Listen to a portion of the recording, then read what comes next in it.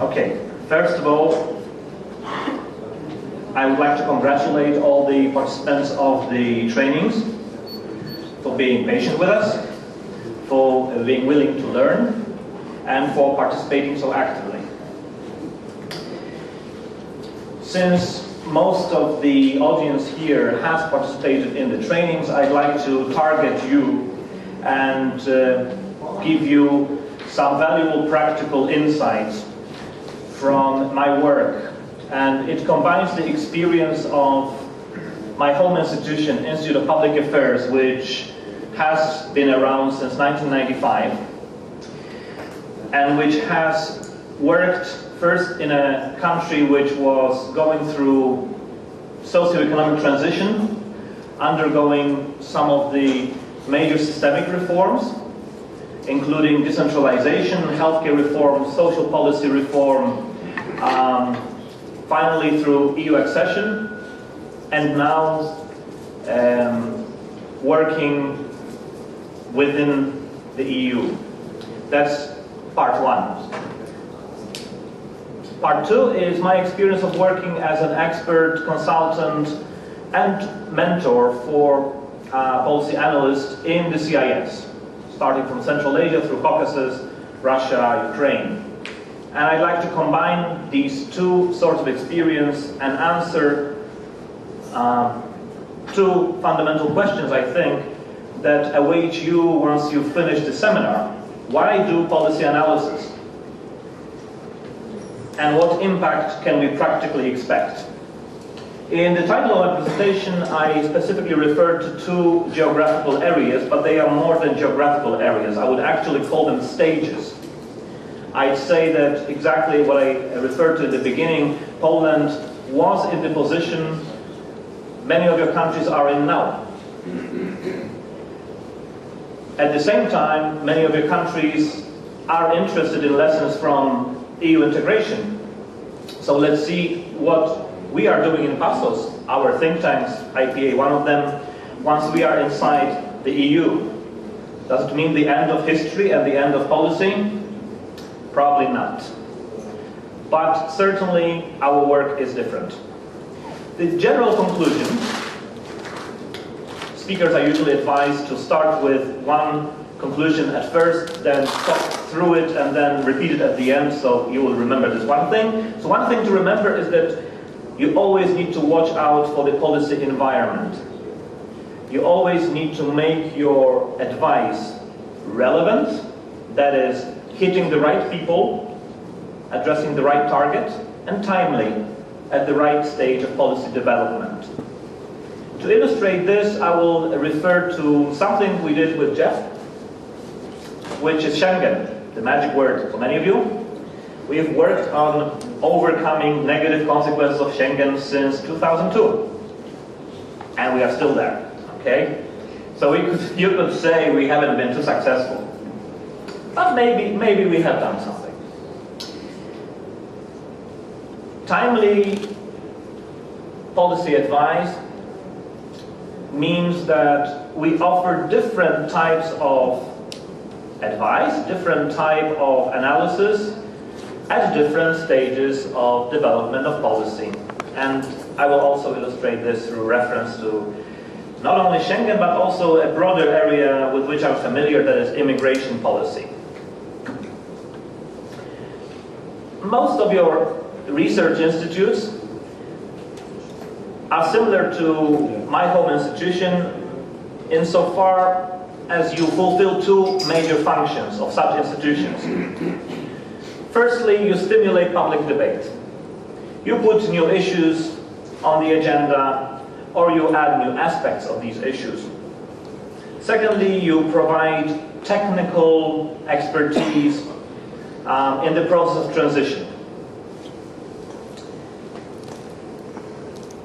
And I believe that looking back at the experience of working prior to EU accession and following, we are still continuing to do these two functions, but our work has shifted because our policy environment has dramatically changed.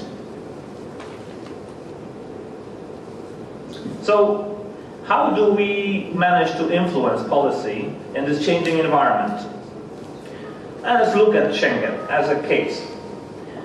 Back in 2003, right before 10 countries were about to join the European Union, Open Society Institute came up with an idea to alert the Eurocrats and the, let's say, informed public about the threat that enlargement of the EU would pose to people living right across the border. For that reason, we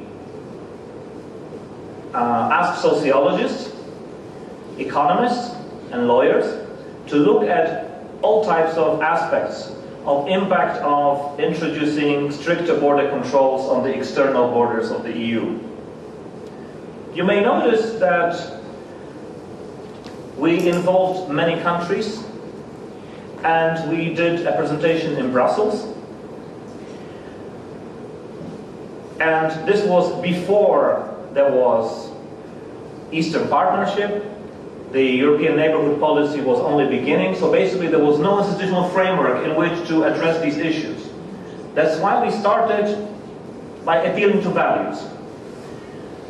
You may remember, those of you who are from new EU member states, that 2004 was a year of jubilation, was a year of celebration. Not so for our neighbors.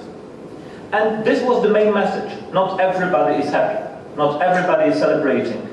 And this does not mean the end of the Cold War. We used very big, loaded words.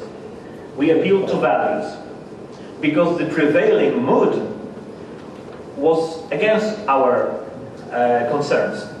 People were celebrating, and they were right to celebrate, but we needed to pay attention to the group that was affected.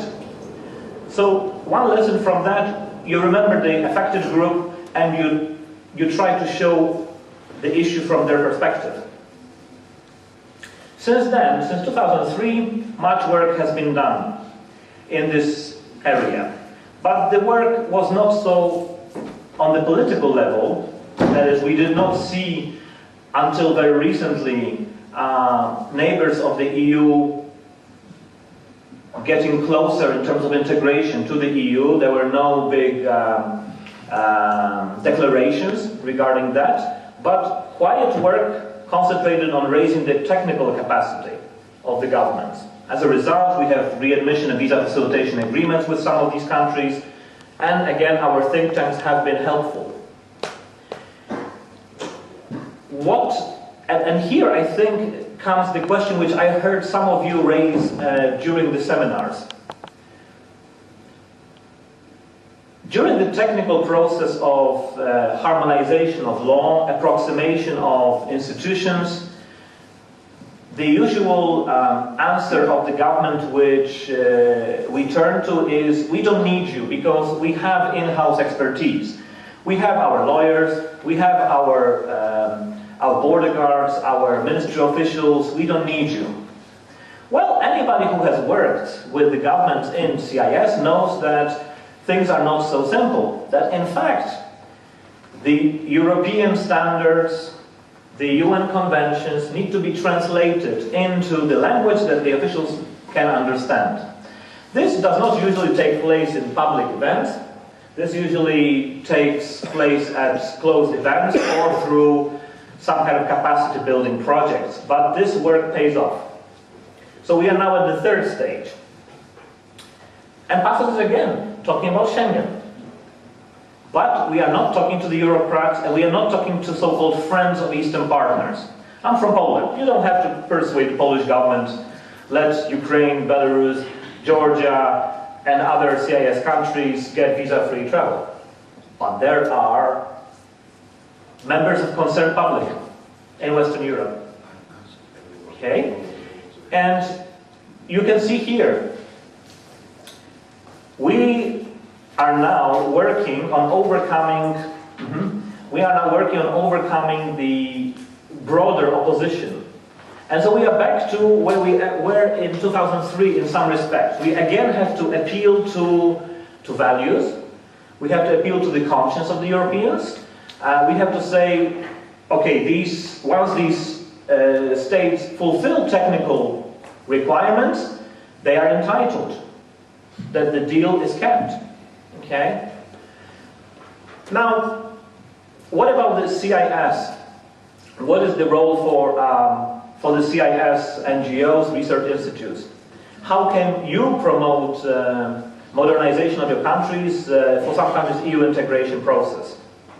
I think the crucial dilemma which is facing you is that at some stage, we saw this, you no longer can just promote the cause of your country. You cannot just make one front with your government and say, okay, the government needs our PR support, needs our symbolic support. At some point you will have to do the scorecard. You will have to look at specific issues, how well the government is performing against its own commitments.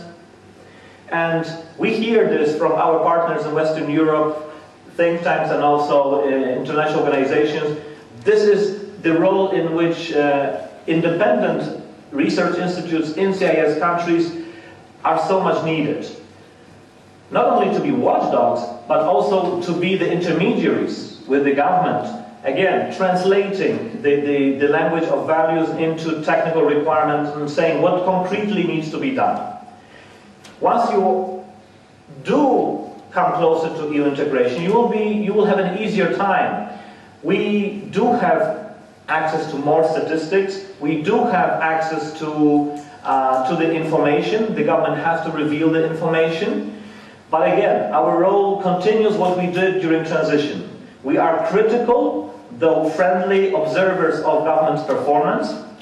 And we also continue to put new issues in the debate, as I mentioned about Schengen, this time on the EU level. Okay, I see that time has come. I would once again want to encourage you to see your role as a very vital role in the transition process of your countries. I have experience of working with many analysts from your region, and I always start and finish the events with one statement. The government needs you, even when they are not ready to acknowledge this. You are needed to bring external perspective, and you are needed to broaden the agenda. And I hope that PASOS is going to continue funding such events and going to give you opportunities to meet the colleagues from other countries, because there's one final very important dimension, the regional dimension, that you don't see your country in isolation and you work in isolation. So I hope this event has given you a bit of confidence that this work makes sense and this is a very prospective field of work. Thank you.